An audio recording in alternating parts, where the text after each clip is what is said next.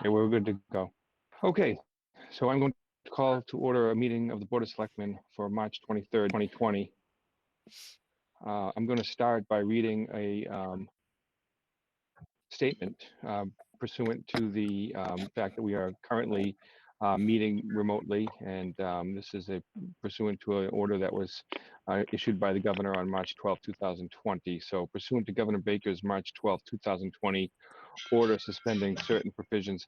And I guess I'm going to ask folks to go on mute if you're not actively speaking. I'm getting a lot of background noise, and we don't want the people at home to be dealing with that as well. So please go on mute until you're ready to speak.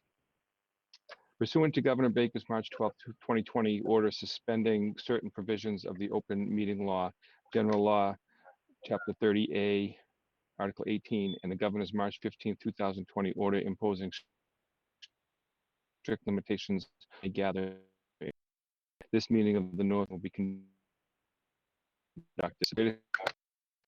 Specific information and the general guidelines for remote participation by members of the public and/or parties with a right and/or requirement to attend this meeting can be found on the town's website at www.northandoverma.gov. For this meeting, members of the public who wish to watch the meeting may do so on their television by tuning to Comcast Channel 8 or Verizon Channel 26, or online at www.northandovercam.org. No in-person attendance of members of the public will be permitted, but every effort will be made to ensure that the public can adequately access the proceedings in real time via technological means. In the event that we are unable to do so, despite best efforts, we will post on the Town of North Andover website an audio or video recording, transcript, or other comprehensive recording of proceedings as soon as possible after the meeting. So I've already called to order. Unfortunately, the technology at this point to present the flag, we're going to bypass the Pledge of Allegiance. I'll ask folks to keep it in their hearts, and then we're going to move right along to public comment. The way we do public comment is to allow people to mail in comments to our Selectmen site, and I don't believe as of the time this meeting started that we had received any. Lori, can you confirm that? No, we haven't received any public comment. Okay, thank you. So we have no public comment to move forward with at this point. So let me go back to my agenda. So next on the agenda, we are going to go into licensing. So I'll hear a motion to enter into licensing. Mr. Chair, a motion to move into licensing. Okay, Rosemary Mediali. We have a motion. Do we have a second? Legero. Okay, all those in favor? Starting with Chris. Aye. Just for the record, please state your name. Chris Nobley, aye. Yeah. Phil DiCollegiero, aye. Richard Valancourt, aye. Regina Keene, aye. I think there were two at the same time, so Rosemary Mediali, aye. Thank you. Unanimous, so we are now in licensing. Okay, thank you. We first have a public hearing for the issuance of a Class 2 license at 17 Massachusetts Avenue. I will make a statement. Sorry for the redundancy, but I think legally we need to make the statement. Pursuant to Governor Baker's March 12, 2020 order suspending certain provisions of the open meeting law, general law, chapter 30A, section 18, and the Governor 15 this public hearing of the Town of North Andover is being conducted via remote participation. No in-person attendance of members of the public will be permitted, but the public can listen to this meeting while in process by tuning into Comcast Channel 8 or Verizon Channel 26 or online at www.northandovercam.org. Members of the public attending this meeting virtually will be allowed to make comments if they wish to do so during the portion of the hearing designated for public comment by emailing selectmen@northandoverma.gov. Okay, so now if I could have a motion to open a public hearing.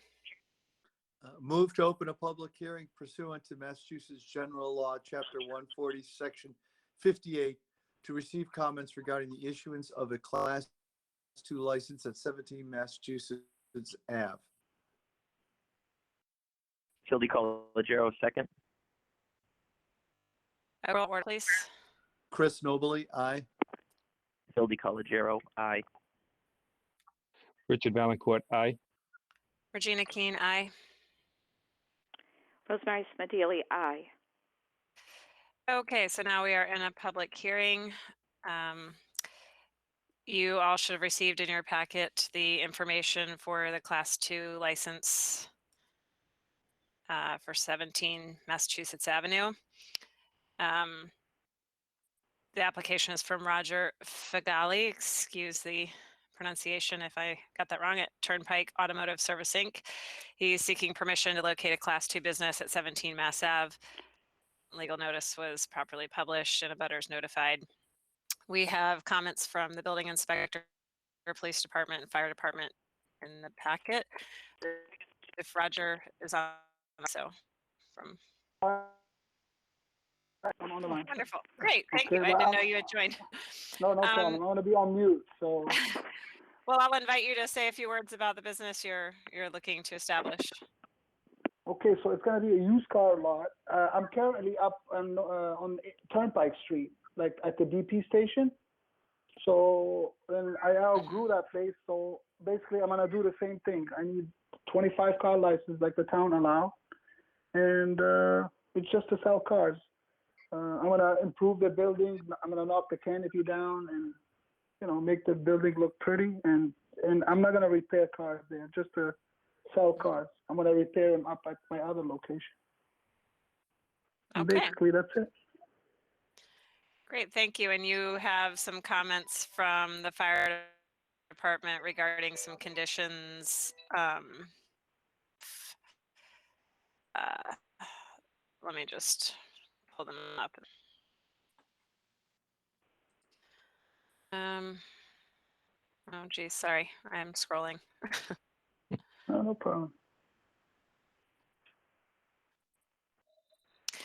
Yeah, so I believe you may have received these, but any and all existing fire protection systems, fire alarm, sprinkler, et cetera, are in place and functional and up to date. So that is great. Documentation confirming so is provided from licensed fire protection contractors with regard to required testing and maintenance prior to fire department approval. So it says you are compliant with regard to permitting for storage and use of flammable materials. Any and all hot work, welding, cutting, et cetera, if conducted on site must be permit. Correct. So I guess you're aware of those. Police and building department didn't have any concerns. I will go around and ask my fellow board members if they have any questions for you. Chris? I don't have any questions. I am familiar with Roger's business and certainly runs fine from everything I've seen and experienced. Phil, any Nope. comments or questions? No questions. Thank you, though. Dick? So you'll be operating both facilities, right, Roger? You're going to still be maintaining a car lot up on 114 and one on Mass Ave. Is that correct? Yes. Okay. Well, you know what? I've never purchased a car from you, but I've only ever heard good things from people who have. So I'm excited that you're taking that lot over because that lot's been through a couple of different ownerships and really hasn't been a successful business there for a while. So I'm excited that you've decided to expand your business and take that lot over. So I'm all in favor of this. Great. Thank you. And lastly, Rosemary, do you have any comments or questions? No questions, but again, I wish you well with your new endeavor. Thank you. I appreciate it. Great. So I don't think we had any comments submitted from the public in the way of others who want to comment. So with that, I don't have any other questions as well and wish you luck. And I will hear a motion to close the public hearing. So moved. Richard Thank you. Valencourt, so moved. Second, Phil DiColigiero. Okay, so now that we've had the public hearing, I'm sorry, Madam Chair, you do need to do a roll call vote to. oh, sorry. Yes, all in favor of closing the public hearing. Wait, did we just do that? Sorry. No, we had a motion in a second. Now we're going to take the vote. Right. Okay, sorry. Go around the horns. I got lost for a second as I was reading no. something. Chris Nobley, Aye. Aye. Aye. Rosemary Smedili, aye. Okay. So I guess we can vote on the issuance of this license then. Move that the Yes. Board of Selectmen acting as licensing commissioners approve the request of Roger Farrell of Turnpike Automotive Services, Inc. for a Class 2 license at 17 Massachusetts Ave. Second, Phil DiColigiero. Question from Richard Valencourt. Do we have to also specify the number of cars, or is it just a maximum number of 25 is what the license allows? I believe that's the case, but I don't know, Melissa or Lori, if you can confirm for me. Yes, it would be the max number allowed, which is up to 25. Is in the, okay, so 25 it is. I saw in the application up to 50, but I think that was just a request. So 25 is what I think we would want to keep it at. Yes, definitely. Okay. Okay, so motion made and seconded to approve the request for a max of 25. Take a roll call vote. Chris Nobley, aye. Phil DiColigiero, aye. Richard Valencourt, aye. Regina Keen, aye. Rosemary Smedili, aye. Great. Congratulations, Roger. Thank you so much. Thank you. You're welcome. And now I'll hear a motion to close the meeting of the Licensing Commission. Richard Move to Valencourt, close the meeting of the Licensing Commission. Chris Nobley. Richard Valencourt will second that. Okay, roll call vote. Chris Nobley, aye. Giero, aye. Richard Valencourt, aye. Regina Keen, aye. Rosemary Smedili, aye. Okay, so we are back to our regular meeting. We'll go back to governmental reports. First item on the governmental reports will be the recommendations from the Community Preservation Committee for their recommendations for town meeting. I believe we have Devlin on tonight. Yes, I'm here. How's everybody doing? All right. Great. We're doing. All right. All right, so thanks, guys. I'll start off by saying, giving you sort of a little broad overview. We have roughly $3.9 million in the pot for projects this year, and we are recommending funding that would amount to about $1.1 million. So are sort of rebuilding the cushion after a bit of unexpended funds, many millions of dollars, and that is mostly all reserved for the Fields project, which we are waiting on still, as you all know. So the projects that we are recommending for this year are $100,000 to the Affordable Housing Trust, as we normally do. The Stevens Memorial Library for the historical refurbishment of their the front steps there, and that would be $350,000. Our next step in our multi-year playground master plan funding, this year I believe it's Stevens Pond and the Applin playground, so that would be $200,000.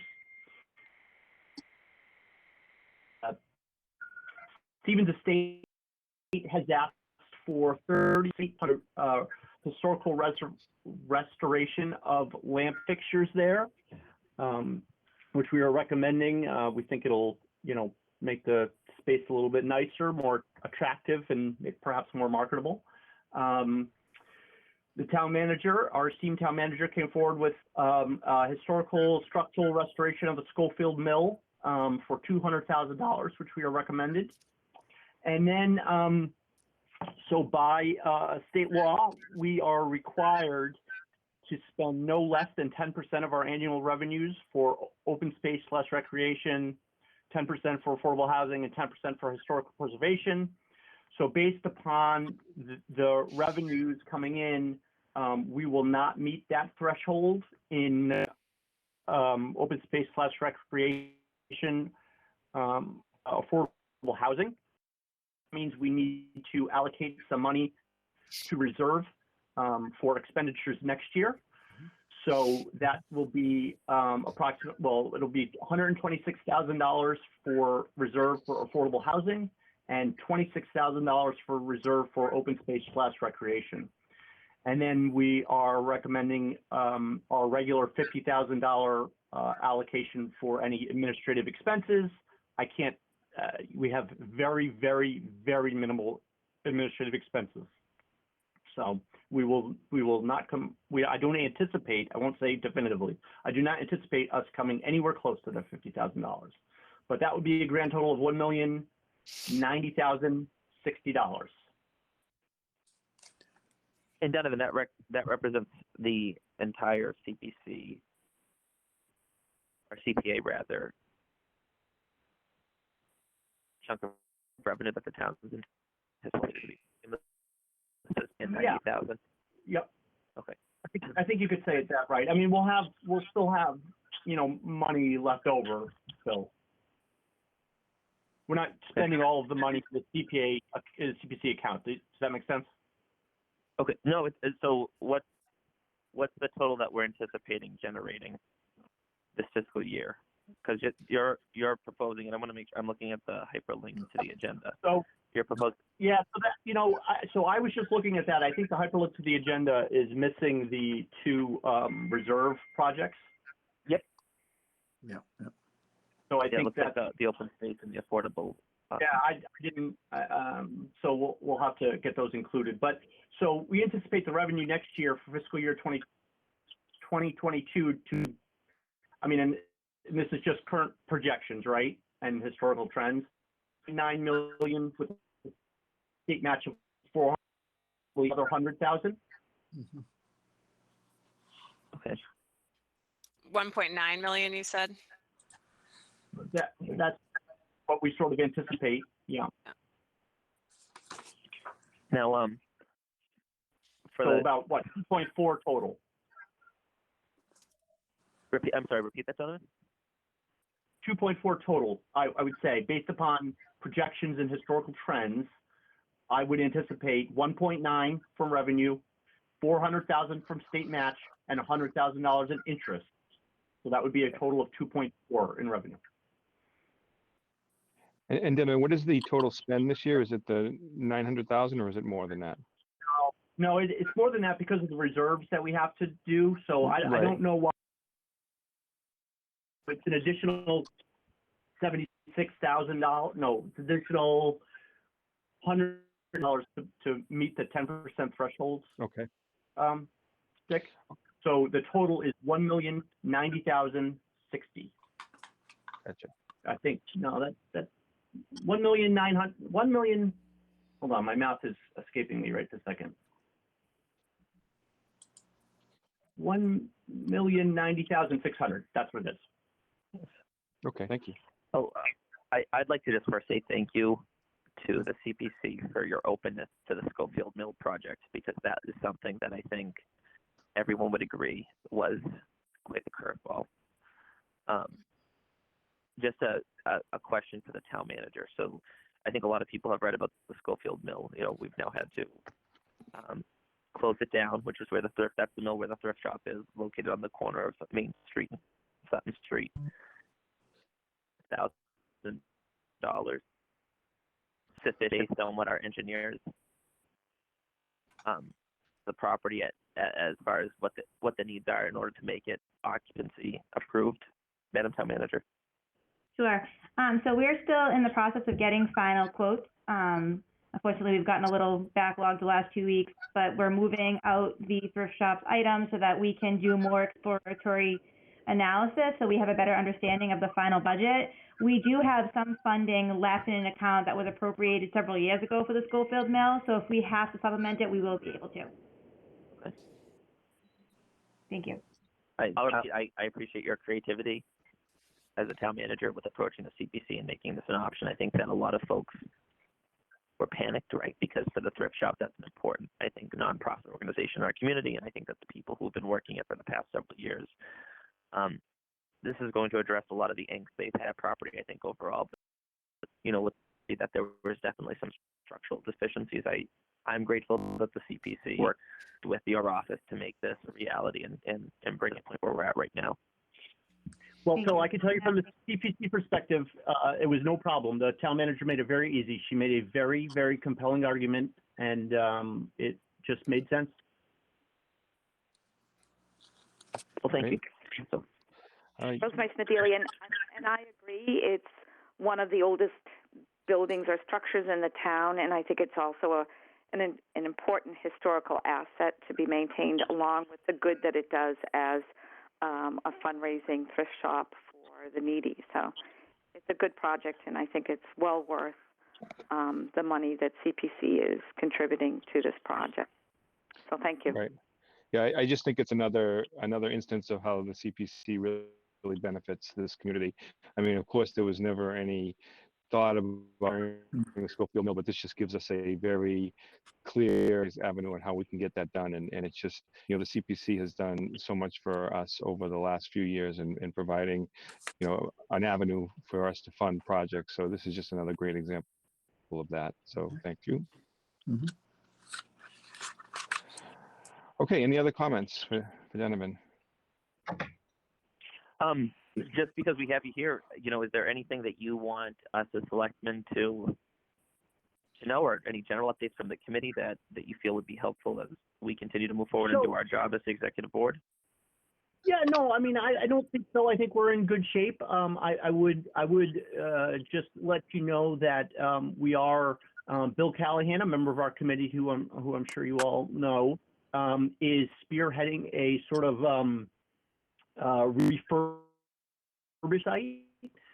One of the cool sort of a clickable map where all of the projects have been since the inception of the CPC here in North Andover, and then when you click on it, it'll tell you how much was funded, what year it was, and all that good stuff. I think that's very cool, and we're all looking forward to that. Yeah. Oh, I agree. That's awesome. That's awesome. Yeah. Yep. I'm usually interested to know if there were projects that were table and you guys didn't choose to fund for some reason. Just curious what might be like. Yeah. They had to go back to the drawing board or whatnot. Yeah. So two projects were withdrawn, and one project we decided not to move forward with. The Stevens Estate requested $50,000 for the refurbishment of a historical painting, and the committee did not have enough information to support that expenditure at this time. We don't know how much the painting is worth. I mean, if it's only worth, obviously I'm using numbers here to exaggerate my point, but if it's only worth $100, should we be spending $50,000 to refurbish it? We wanted to spend the money at the Stevens Estate, knowing that they're going through some changes or realignment there. We wanted to make sure any money spent there would match with that, and we weren't quite certain that $50,000 on a refurbishment of a painting would be the right call this year. So what we've encouraged the Stevens Estate to contact the lower Phil Sandover Academy. They have some art restorers there, and we've encouraged them to come take a look and see if something could be done on that front, either at a lower cost or sort of come up with a plan and bring it back to us next year to look at. Does that make sense? Yeah. Okay.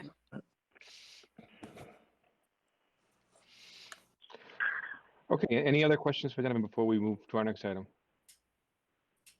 Okay, sir, thank you for your time this evening. You're welcome to stay, or if you have other things to do, you're welcome to I drop. have some more conference calls I got to get on. So thank you very much. All right, Thank you, Donovan. Take care. Bye-bye. Okay, so we'll move forward with the FY20 planning board articles. Okay, I don't have a link in this one, but so we have Aiton Goldberg on with us tonight, and he's going to review with us that article. I think it's a link, all right. Eitan? Yes, just You- one, sir. Hi, everybody. Hey, Hello? Good evening. All right, so we actually planning board article. This was a planning board article that was brought to us by the folks at 1600 Osgood. They're looking to create a master sign ordinance for basically that property as well as other properties potentially in the I-2 district that are being remodeled. As of now, it would only really apply to theirs. As you all know, we do have a sign bylaw in town. We did make some changes to that last year. They were kind of like easy changes to make. It really does need a kind of wholesale review. And one of the difficulties is when you have unique parcels, there as good is and is becoming, doesn't really fit. And you would need all sorts of variances and things like that. So the article itself is modeled after one that we did for the mills, and having a kind of a sign bylaw, particularly for that kind of area. So what it changes, instead of going to the zoning board and getting a variance, it would require them when they're looking to do signage to come to the planning board and get a special permit for signage.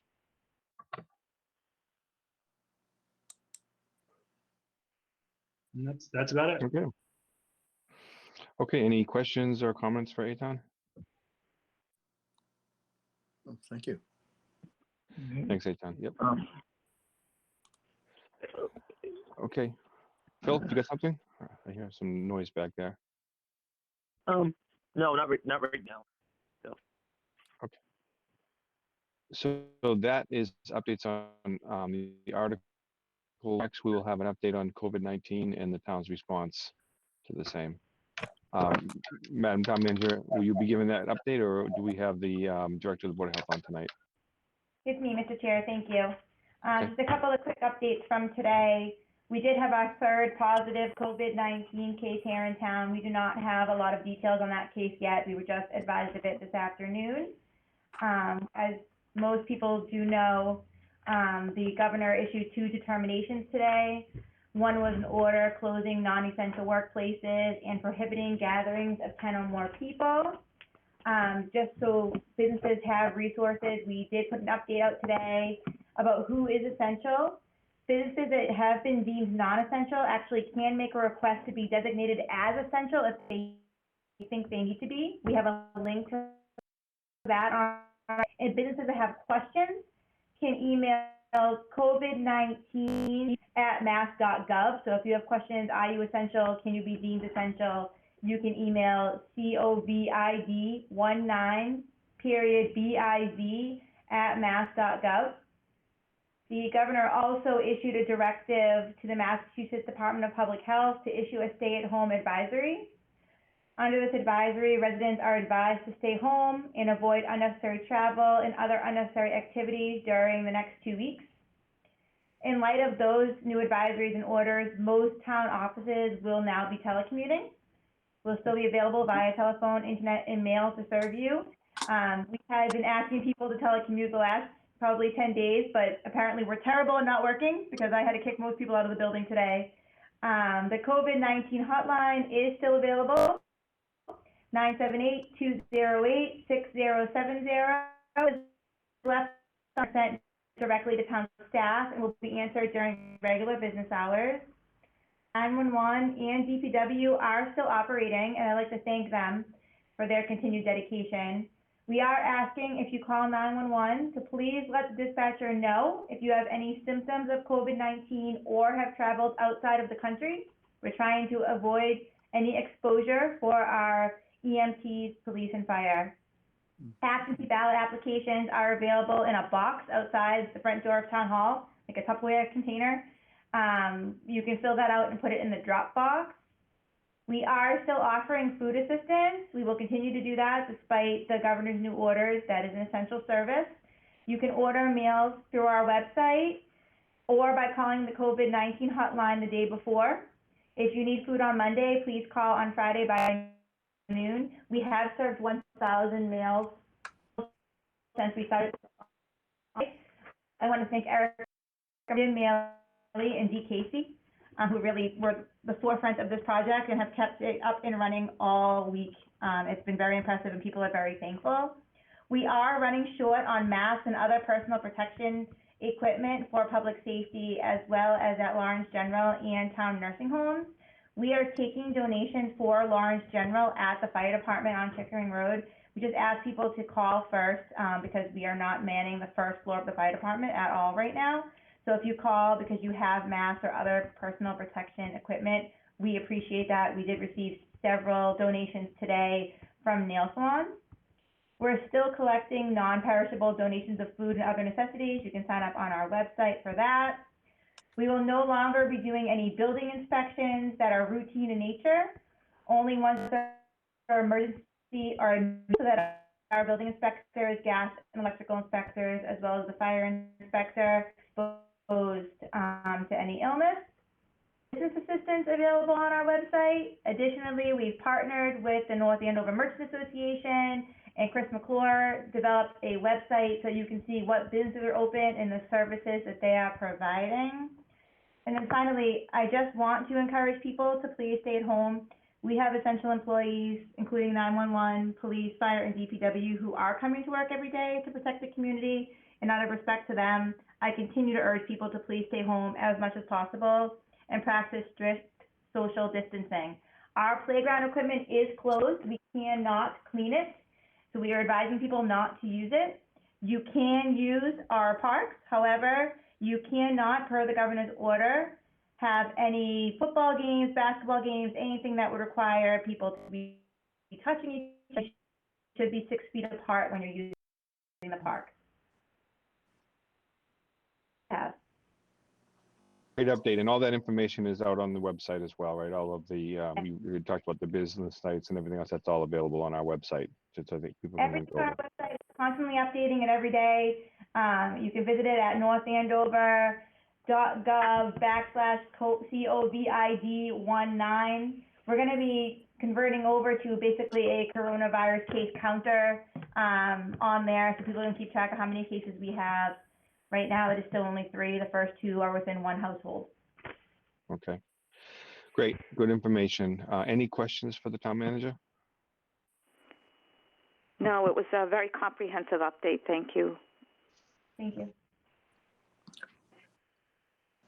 Have you found, Melissa, that a lot of people, sometimes in this type of crisis, you either get a flood of people that, as far as constituents go, or other times, right, where have you found the workload or the expectation from the public has been consistent? Has it quieted down? Has it increased? I would say either increased or been consistent. So we still had people call today asking about parking tickets, but people are not coming to the door and not coming out, which is what we want. We want them to be calling us on the phone. We're all available on our phones to answer. We're processing probably about 20 to 25 calls on the COVID-19 hotline a day. A lot of them are asking how to pay a bill or want to know whether or not their business should be open or want to order food.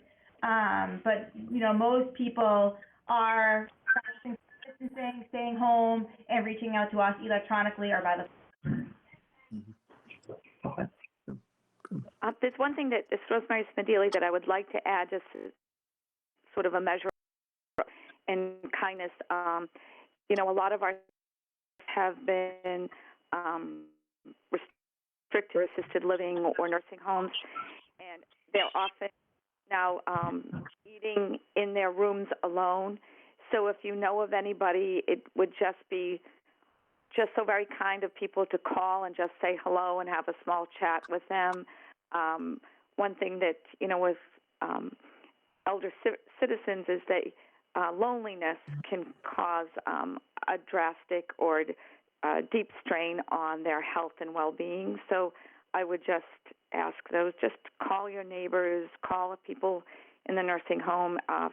One facility, Ashland Farms, is going to be setting up some kind of a communication on the computer, with people looking at each other. But I just think it would be a nice gesture for us the whole community to reach out to our seniors who are home alone. Many of them are home alone, need some comfort and kind words. And the Veterans Office is running a program where you can actually email in pictures of art your children do, and then we're sharing them with veterans and seniors, and it's been very successful so far. And so we encourage people to do that as well. And if you do need emotional support, you can call the hotline and visit our website for resources, but the Community Support Coordinator has been speaking with a lot of people who have been calling. That's great.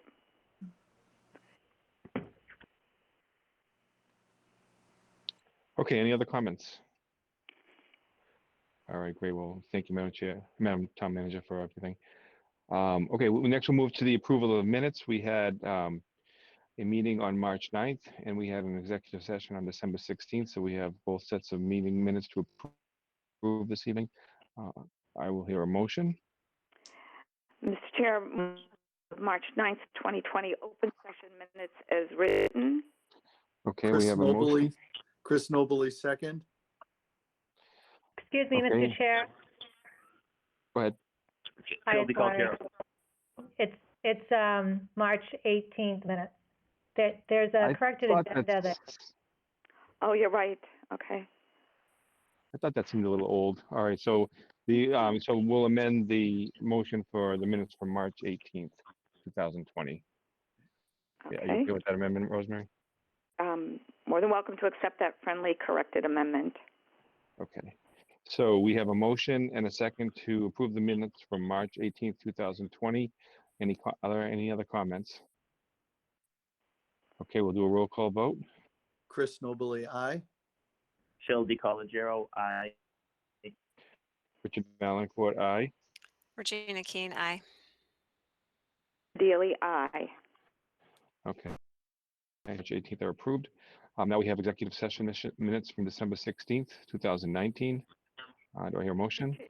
Mr. Chair, I move the approval of minutes, and this time it is December 16th, 2019, executive session minutes as written. Jill DeCalgero, second.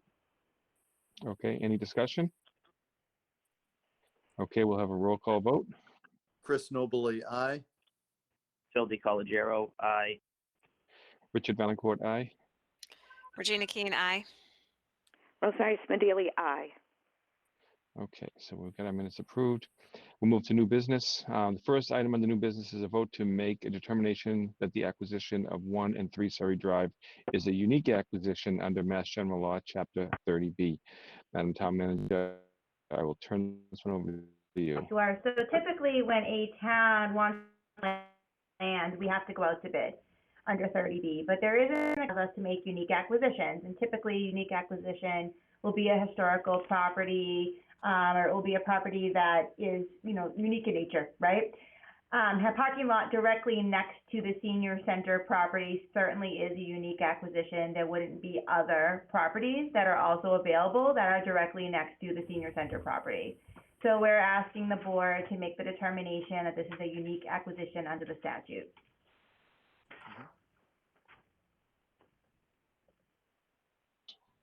Okay, are there any questions or comments for the town manager? Everybody had a chance to read through the document and what was being requested?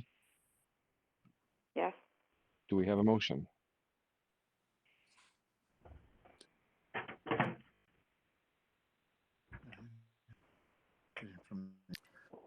Move that the Board of Selectmen has determined that pursuant to Chapter 30B, Section 16, the requirements of advertising for the acquisition of a parcel of land for the senior center will not benefit the town's interest because number 1 and 3 Surrey Drive uniquely satisfies the town's need to acquire a parcel of land abutting the Sutton Street parcel donated to the town for the purpose of constructing the senior center.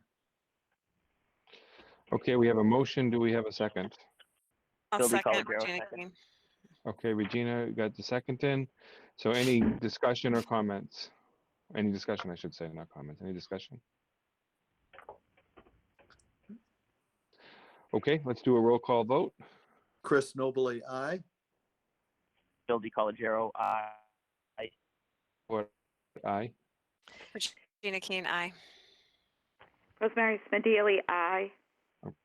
Okay, so that is, okay, next on the agenda, we have a vote to authorize the schools to submit the statement of interest forms to the Massachusetts School Building Authority for the North Andover Middle School. I believe this is our third submission for this, or maybe even fourth.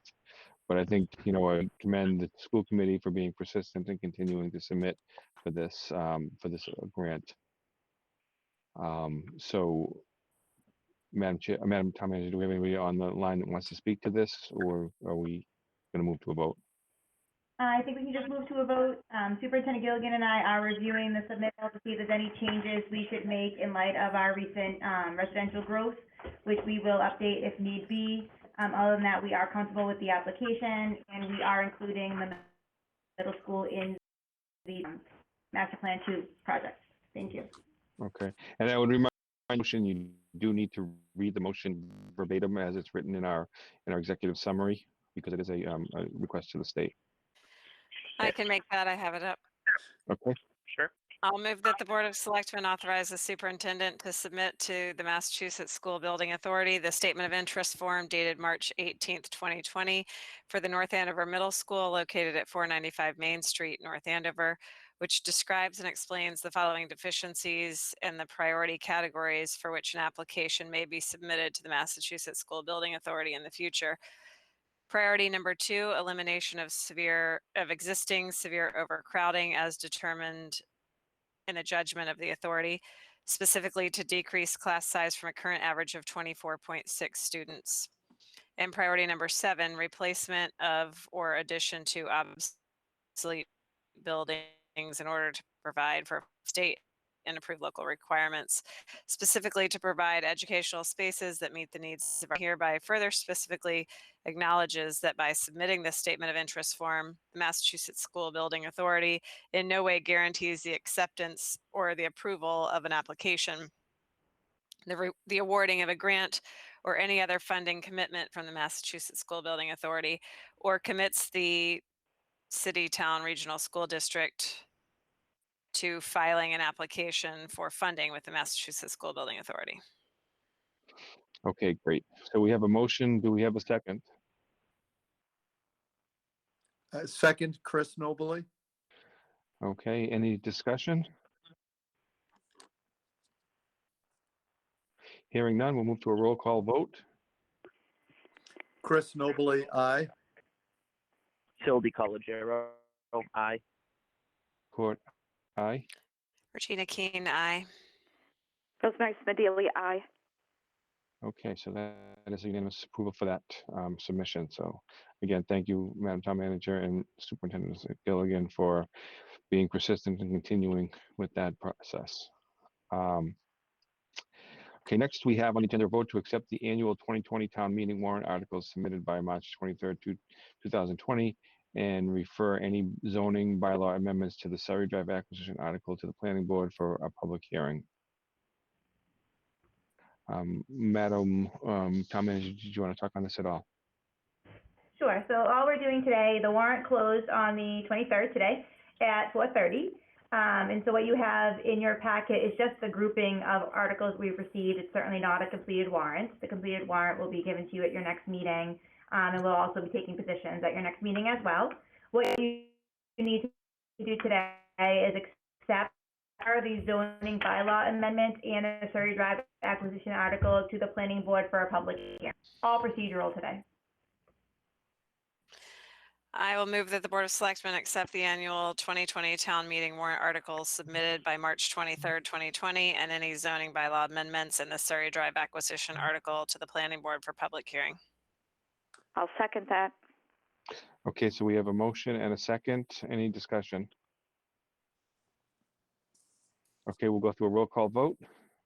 Chris Nobley, aye. Phil DiColigiero, aye. Richard Valencourt, aye. Regina Keen, aye. Rosemary Smedili, aye.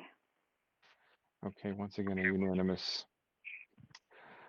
Okay, next we have on our agenda is a discussion of the postponement of the election scheduled for March 31st, 2020. This is a continuation discussion. We had a discussion about this last week, and we did not know whether we were going to postpone the election or not. I think since then we've had quite a bit more information come to light, and quite a bit more cancellations and closures that have hit us.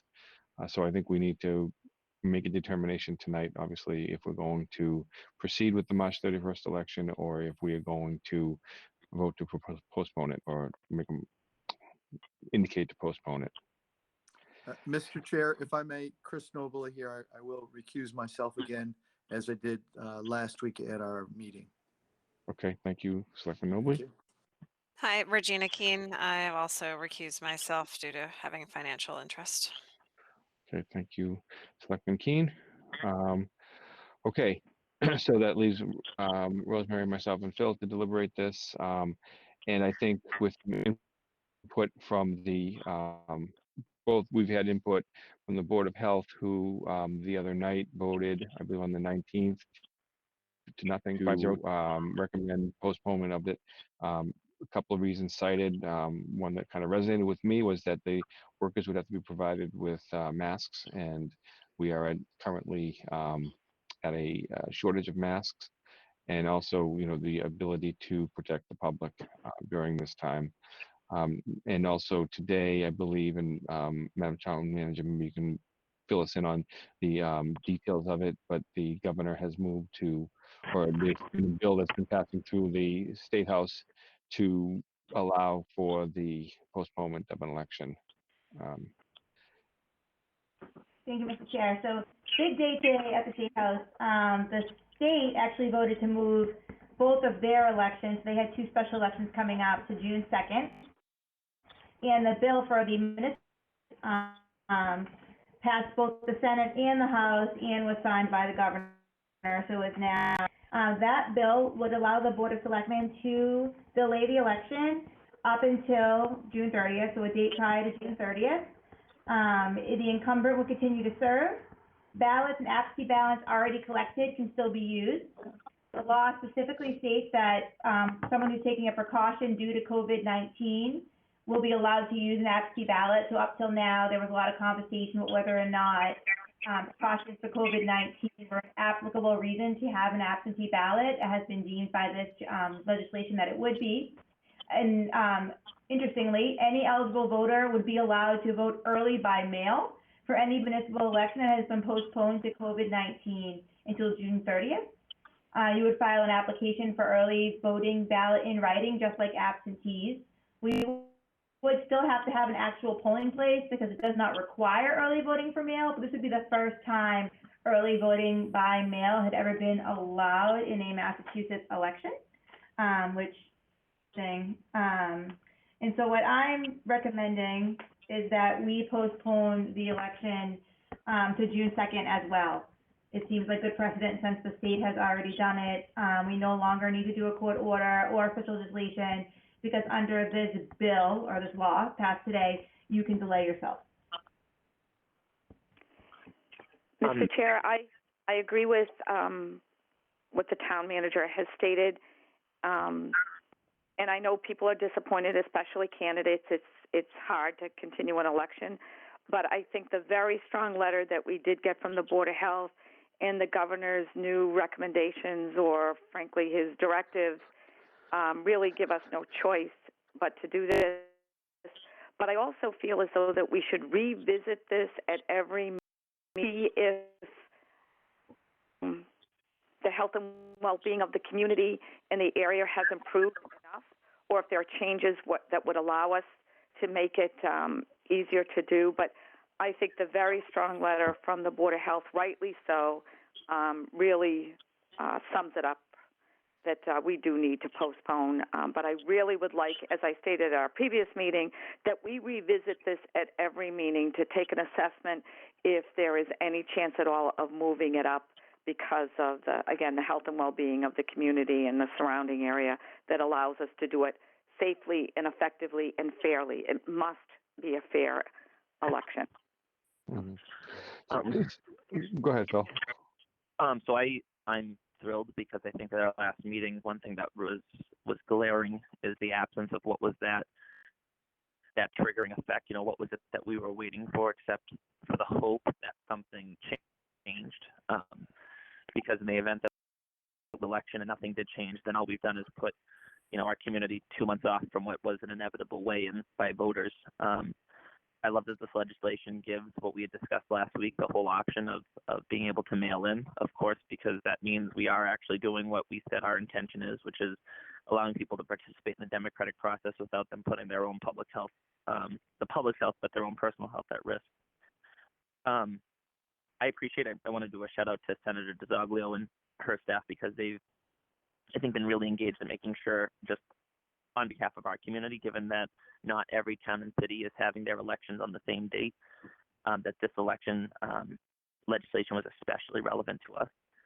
I didn't get to see what the final legislation was, though, and so I don't know if the town manager had access to it because there were questions I had about the final piece, or what I deemed to be the final piece, but it was before the Senate would have passed it, technical, as opposed to about our specific.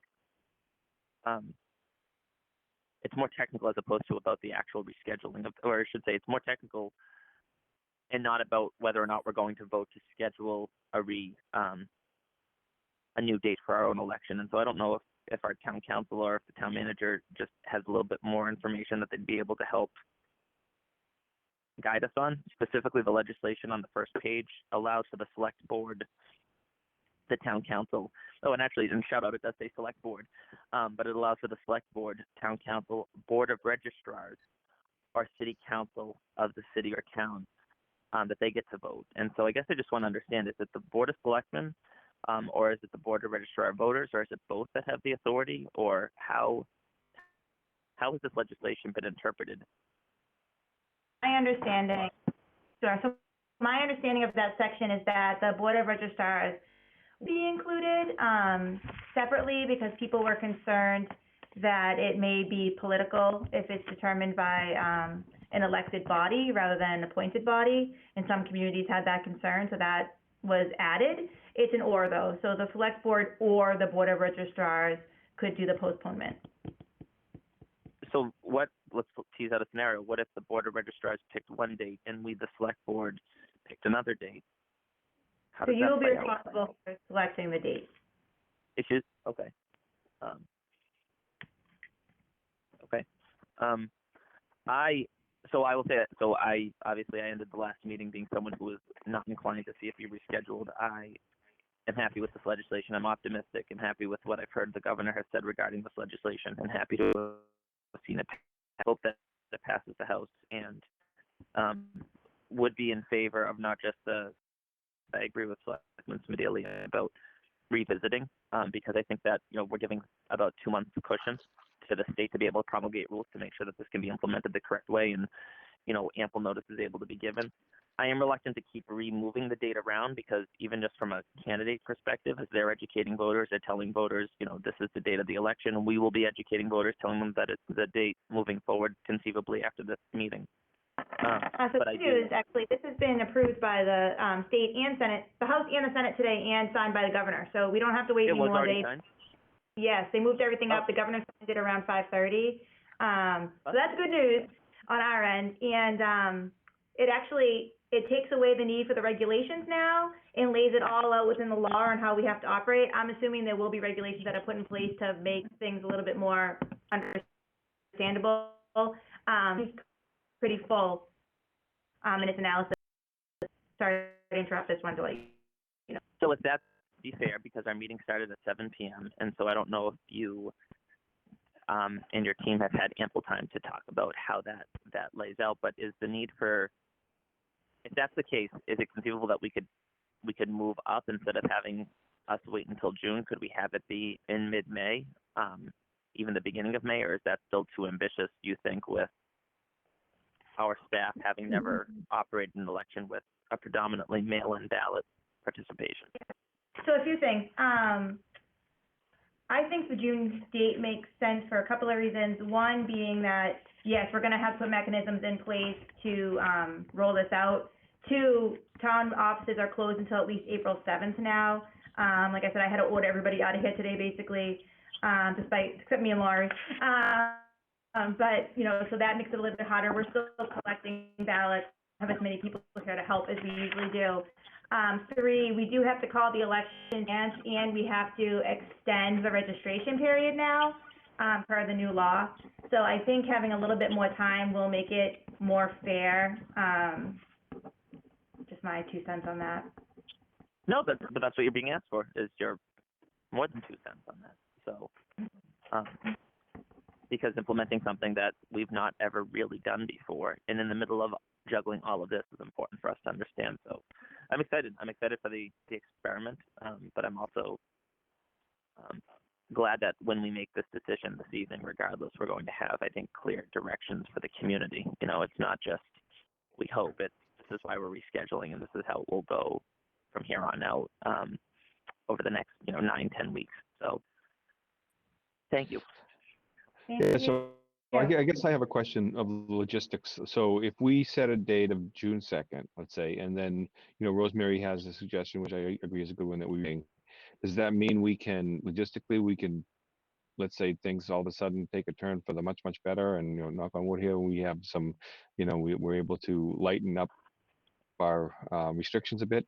Does that mean we can pull the election up into like May or April or something if things change? I guess what's the point of revisiting every meeting? Do we have the opportunity to change that date and bring it forward? Personally, I think that once we pick a date, unless we needed to move it back, I wouldn't change it again. So if we pick June 2nd, out of fairness to the candidates, but also out of fairness to the voters. So if you think you have until June 2nd to get your absentee ballot or your early voting ballot in, people do tend to wait till the last minute. We have a lot of people who come in and vote over the counter in the days before an election, unfortunately. I think this will still happen. And so, I think it makes sense to revisit it and say, oh, it's, May 8th, and you're not where we thought we would be. We need to move it back. That makes sense, but we can only move it back as far as June 30th anyway. But I would hesitate to move it up out of just fairness to the voters. Gotcha. Okay. I just want to understand what the every meeting review would be. So it's really a review to determine whether we're going to really push it out or keep it where it is or push it out is really what we would be reviewing. And again, we only can push it out as far as June 30th. Okay. Any other comments from those who are participating? Okay. Do we need to take a vote, Madam Town Manager? I don't see a vote on here. Do we need to actually vote? Wait, can I ask a legal technical question? So this particular legislation, assuming it wasn't amended, because I'm only looking at the legislation as it was sent to the Senate, the authority to schedule an election, election that was before May 30th, right? Or did they amend that? Scheduled to be held before May 30th, which we are. But I'm just saying, in this case, if we were to reschedule it to June 2nd, then that all of a sudden puts this election outside of. So we reschedule it once it's scheduled for June 2nd, we wouldn't actually have the authority to move it anymore, right? Even if we wanted to. I don't know. That's a great question. I think that if there anything scheduled before May 30th, I mean, I would argue, looking at this, that we would make the argument that our original election was for May 30th, before May 30th, and that's why we need to move it back again. So if that happens, we always could go for a court order or for a special legislation like we were going to in the first place. I'm so hopeful that by But our election is not before May. Sorry. Yeah, I don't know why the legislation didn't push it out to June 30th. It seems like that would have been a date that they should have aligned it to. The very first, the only, and again, it was a technical question, but I didn't know if we created this issue where it says that any election, any special election, et cetera, that was scheduled before May 30th. This legislation, and of course ours is scheduled for March 31st. And so this legislation gives us the flexibility to be able to move our election around as long as it's scheduled before June 30th. Now, if we scheduled it in that June window, does that all of a sudden put that election and then eliminate our ability to be flexible moving forward if we wanted to move it up? And I'm just thinking, and by the way, I'm of the mind that once it's scheduled, we probably should leave it there because then it does get too confusing. I would like it as early as possible, but I don't want it to be a thing where every other week we're moving it around. But I just didn't know from a technical standpoint if that was even an option to move it into June and set it as a June date. And it says we can only move elections that were scheduled for prior to May 30th. And just throwing that technical piece out there. Even though the original date is before May 30th, once we schedule it after May 30th, does this legislation give us the authority to move it again if we wanted to? I guess it depends on if it's referring to the original date or the amended date. It seems like it would probably be referring to the original date. Right. It's not clear. I'm comfortable with the June 2nd date. The only thing that I have some concerns about is now, where does town meeting fit into all of this, if at all? So if town meeting goes on as originally scheduled, it will be before the election. And if not, then we'll have to do it by June 30th as well. Except that there is legislation still currently pending that would allow us to postpone town meeting, have a 1/12 budget, et cetera, but that legislation is still pending and has not passed yet. The 1/12 budget, so, okay. Not passed yet. Wow. A lot of firsts coming into play. Sure is. Okay, so should we take a vote on this? Yes, I apologize. We didn't draft a motion because at the time we weren't really sure whether or not this legislation was going to be passed today. At first, the thought was that it was just going to be the Senate taking it up, and then everything moved very quickly. So I think the motion would be that in accordance with Senate Bill 2608 passed today, the town of North Andover will postpone their election 2020. So moved. Unless you want me to repeat exactly what you said No, before. that's fine. That's fine, Phil. We can move that. Thank you, Mr. Chairman. So moved. Phil DiColagero. I'll second it, but I have to admit it's reluctantly. I really wish we could attempt to do it somewhat faster. I think it's just an emotional strain on candidates and the townspeople, but we are in difficult times, so I reluctantly will second that. And then I guess we move forward, and if anything changes, then we would just discuss it as we would with anything else. So. Right, and I think it's the right move because let's face it. Look at where we were 2 weeks ago, and we had no inclination that we would be. 2 weeks ago, I don't think I had any idea that we would be where we are today. And this thing is just moving so quickly and is having so many impacts, and it'll look like next Monday. So I think it's the right move to do this. You know, as everyone said, reluctantly, we don't want to have to move an election, but we really need to consider the health of the public and the workers, and have to make the right choice here. So I agree with my fellow board members. So with that, I'll call for a roll call vote. Phil DiColagero, aye. Richard Valancourt, aye. Oh, go ahead, Rosemary. Go I'm ahead. sorry. No, it's okay. Go ahead. Rosemary Smedili, aye. Richard Valancourt, aye. Okay, so that is unanimous, 3-0 with 2 abstentions. Or recusals, I should say. Okay, I will give my 2 fellow board members a chance to rejoin, which hopefully is just pushing a button, and you guys are back on. And we'll move to consent items. We have 3 items. I'll hear a motion. Mr. Chairman, I motion to approve, but I would like to just speak to I motion to approve the 3 items as presented. Phil Okay. DiColagero. Excuse me, Mr. Chair. The first item should be removed. Okay. Oh. And why would that be? Because Right. it's signing the warrant for the election on the 31st. Oh, makes perfect sense. Okay, sorry. All right, so we will remove that first item. So item A is no longer a valid item under consent. And I think that the appointments should have actually been under new business, because you guys like to have discussions about that. Yeah, and I think that was Selectman DiColagero's point, was he was going to actually do that. Yep. Okay, so we will remove item A because we pushed the election to the June 2nd timeframe. So we will not article. Thank you for that reminder. So now we have two items: the affordable unit resale and the appointments. So, Mr. DiColigiero, does your motion? I motion for the acceptance of the consent items as discussed, the affordable unit resale of 2703 to Pello Circle, as well as the appointments of John Strauss, Meredith Barnes, Cook, and Stan Lippert to the Master Plan Implementation Committee.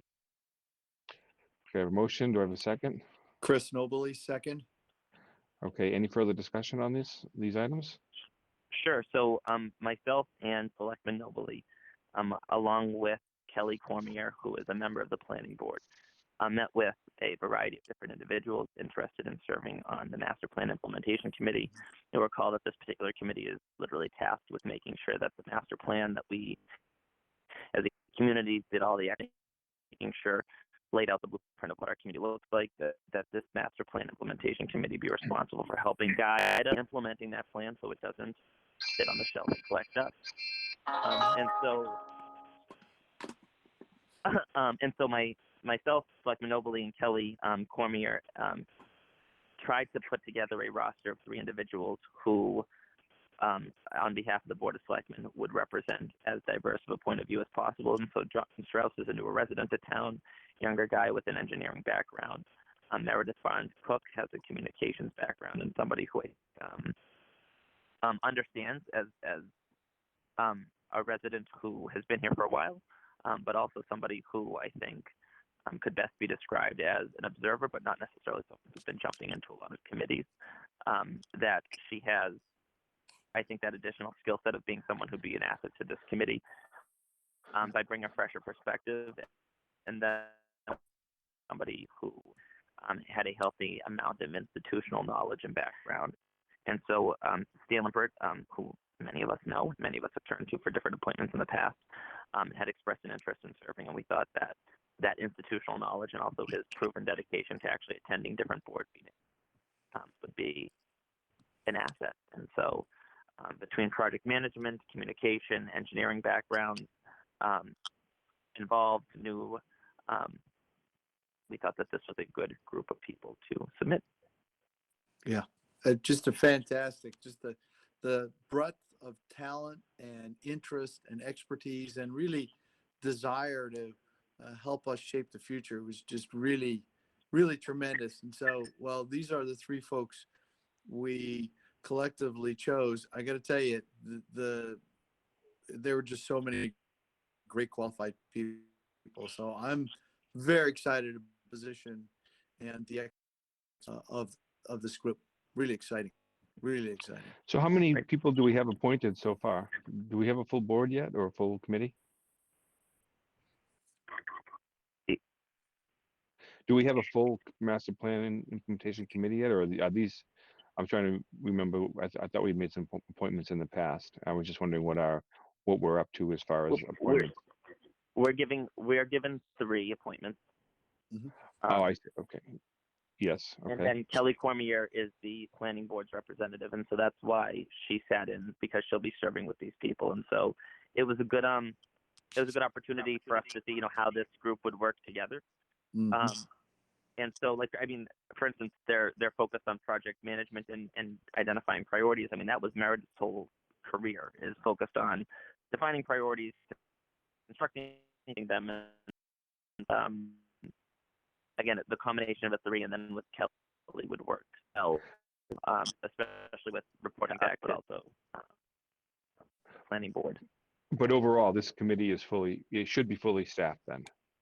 Yeah, we only get the 3 appointments. And then the Right, planning board, but yes, but with all the other appointments as well, they're all fully staffed. if they were waiting on us. Okay, cool. Yeah. All right, so we have a motion for the 2 consent items, and we have a second. Any further discussion? Okay, we'll do a roll call vote. Chris Nobley, aye. Phil DiColigiero, aye. Richard Valancourt, aye. Regina Keen, aye. Rosemary Smedili, aye. Okay, so that's unanimous. Okay, we'll move to the town manager's report. Madam Town Manager, anything you'd like to bring up that you haven't already done? I am asking that you confirm under tonight our new assessor, whose resume is in my pile of papers here somewhere. And I sent out to you earlier today, and I apologize for not getting it on the agenda. It's been a little bit hectic, but he has accepted the position pending your confirmation. I'd like to get him in as soon as possible. His name is Bill Mitchell. He's currently the assessor in was the assessor in Sturbridge, Massachusetts, is currently the assessor in Leicester, Massachusetts. He is a great find. Our consultant that we're currently using was so excited when he saw that he had applied for the position. He's a very seasoned assessor, came highly recommended, and we're very excited to have him on board and getting things moving as quickly as possible. And so if you would indulge me, I know that typically you are able to sit down with the people before you confirm the appointment, but in this environment, I was hoping you may give me relief on that. So do I have a motion then? Or let's start with a motion in a second, and if we have questions, we can clarify them there. So do I have a motion? And the motion would be just to Confirm the town manager. confirm. Right, Move right. approval, subject to the discussion. Second, Second, Toby Chris Colangelo. Nobley. Okay, so I got Phil as the second. Chris, I think you're a little bit late there on the buzzer, so so we have a motion and a second. Let's have the discussion. So As I'm go ahead. reviewing his resume, he certainly comes well trained, a lot of education, a lot of courses in the area. I mean, it's pretty remarkable, actually. So that part is very good. Has he indicated? Yeah, he could start, hold on one second. It's April 4th, right? April 4th. So he'll be working from home the first few days. But we're very excited to have him. And so, yes, he could start April 4th. I think it's The 6th. 6th. Yeah, so he'll only 2 days staying home, hopefully. Yeah, and it looks like from his resume, he's familiar with all of the software that we use here in town as well, which is great. Yeah, he's gonna do, he's really quite fabulous. I think if the consultant could have stolen him away in the interview, he certainly would have. I would have tackled him. But we're very excited about him. That would have been an interesting sight. But yeah. Yeah. So, Madam Town Manager, I have no opposition. I just didn't know if that's a problem that it wasn't on our agenda.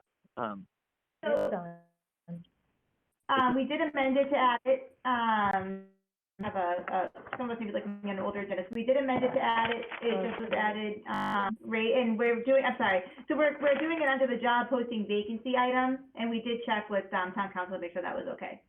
Okay, That's fine. And that was one of my concerns as well. It seemed a little quick, but his background does look great. I'll maintain my move to approve. And just Okay, on so that, we have- it's my fault this late, and I apologize. With everything going on, I forgot, and I didn't want to move him back on starting. So. Well, it's important that we get the assessor on board. We get it, and you don't really need to apologize. We're going everyone's going straight out, everybody, especially you. So no need to apologize. I appreciate that. Okay, so motion and a second. Let's do a roll call. Are there any other discussion? Okay, let's do a roll call vote. Chris Nobley, aye. Toby Colangelo, aye. Richard Valencourt, aye. Regina Keen, aye. Rosemary Smedili, aye. Okay, so there it is, unanimous. Anything else, Madam Town Manager, that you'd like to bring up this evening? That's on my end. Thank you. Okay. All right, so we'll move to Selectmen's comments.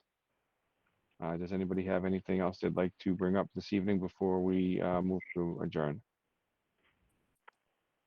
No, other than just make sure that we get the information out so people will take advantage of getting their absentee ballots, even though we do have a bit of a wait, that we can, it's still good to get everything in motion because of staffing reasons of getting stuff. Good. Me? No, Echo. we heard you. We heard you. I think the only thing that I would have is that if people hadn't seen, sheep shearing has been canceled for this year. That is a very unfortunate event Yeah, also, but it is the new reality that we're living in. So, and it's a good choice by the festival committee to make that. So, just for people to know that that has been canceled this year.